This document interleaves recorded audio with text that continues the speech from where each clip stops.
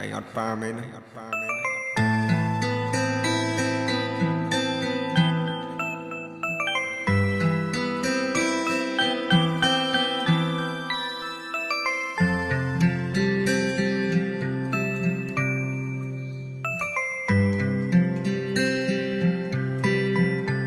ខ្ញុំត្រូវរស់នៅអត់បាន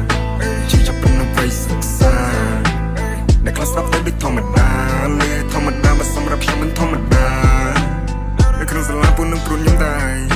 ព្រោះពីបានរសាក៏បងក៏បញ្ហាថាក្មេងនេះអត់បានហើយអត់បានតែខ្ញុំឈឺចាប់យ៉ាងណាតែខ្ញុំពីបាយយ៉ាងណាតែនៃណាដែលថាមិនចង់រួមមហាជុំឪពុកថាគុណចាំពិភាក្សានៅពេលដែលកូនកើតទុកតែបើសិនជាលោកនៅខ្ញុំមិនចាំមិនចេញពីស្រុកទៅប្រឡូកប្រឡាក់បានមួយថ្ងៃមិនដែលសនុកពីបណ្ដាមិនមានសោះក៏លោកឪពុកបងបយកូនអានថ្ងៃមួយមានចំណេះលស្ទូចសាបើយើងទាំងមូលបានគុណច្បងបានមានតែមួយយើងឃើញអាអូមានតែមានឡានអ្នកផងគេមិនទៅដូចយ៉ាងនេះស្រឡាញ់ឲ្យពូនេះច្រើន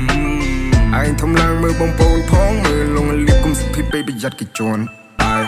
កុំពេកកុំអាងពេកមកល្មមមកកូនពូជថាកុំរៀនលួចថាកុំរៀនបងឆ្លងតែមួយជំហានទៀតជោគជ័យមុនធ្វើអ្វីធ្វើលយមកនៅក្នុងតំបន់វងតន្ត្រីត្រៀមពីសម្ដែងយាយថ្មីមកប៉ាតែខ្ញុំមានឯគ្រប់យ៉ាងខ្ញុំធំហើយខ្ញុំដោះស្លាប់ហើយតែចង់មកចប់ខ្ញុំត្រូវរស់នៅអត់បានជឿចាប់ពីនៅវ័យសិក្សា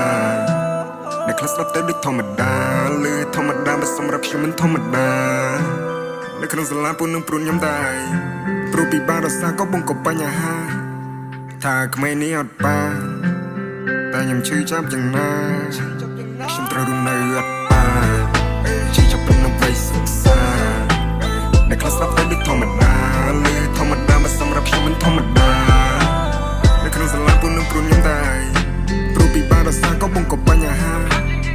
ថាក្មេងនេះអត់បានតែខ្ញុំឈឺចាប់យ៉ាងណា